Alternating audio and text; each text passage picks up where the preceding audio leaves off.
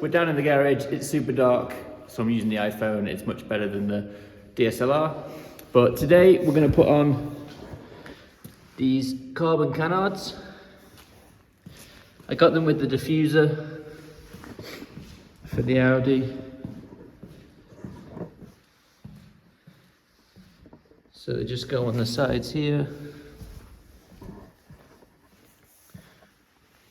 And then one on this side. So we're going to clean it up first, mask it off, got some masking tape down here, and then mark them and then drill into the car. So I haven't seen this on YouTube yet, so let's hopefully I do it right. If I've done it wrong, or if you can think of a better way to do it, let me know in the comments. But here we go.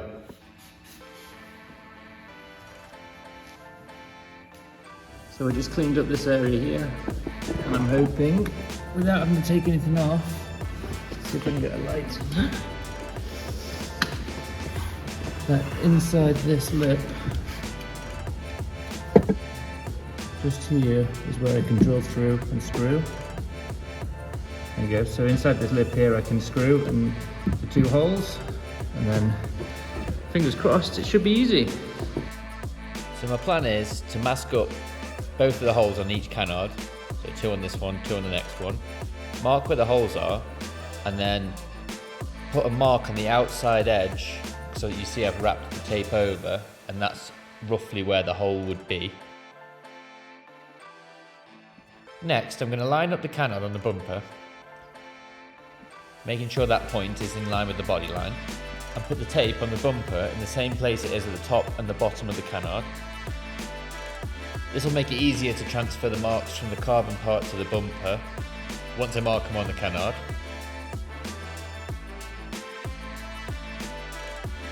Here I've just poked the hole through the tape and I'm marking the outside edge, so I've got an idea when I put it against the car where I need to mark.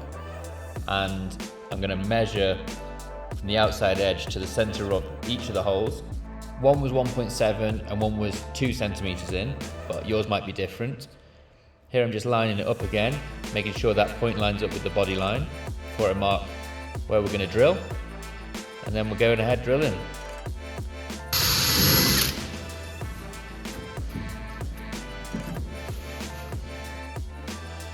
This is the hardware that came with the kit.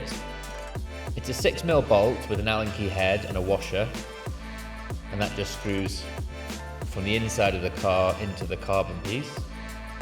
Now the holes I've drilled, as you can see there, are the diameter of the bolt. So if I got it wrong, I'm going to have to make the holes slightly bigger in case I need to make adjustments. As you'll see in a minute, I did get it slightly wrong. It's only a couple of mil out, but I did make the holes bigger.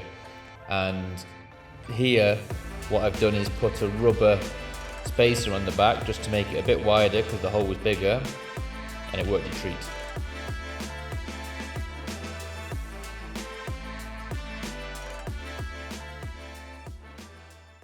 Alright, first one's on. Not too difficult, but I used that little rubber spacer just so I could make it line up on the top a little bit nicer. So this top one has got a rubber spacer. The other thing was I thought the screw might have come out of here, so that gives it a little bit more leeway. But it's on nice and snug.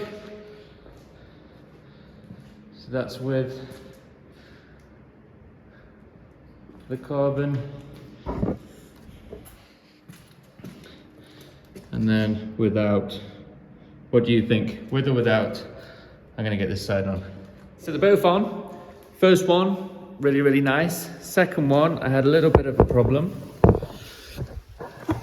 I rounded this bolt off, so that's a different one to the top. And I used the screw extractor, which I actually got for the subframe bolt removal. It failed.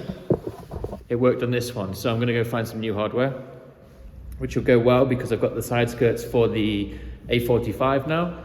So I'm gonna go look for hardware for that, find another one of these, tighten it up, and it'll be done. But I think they look awesome. Let me know what you think.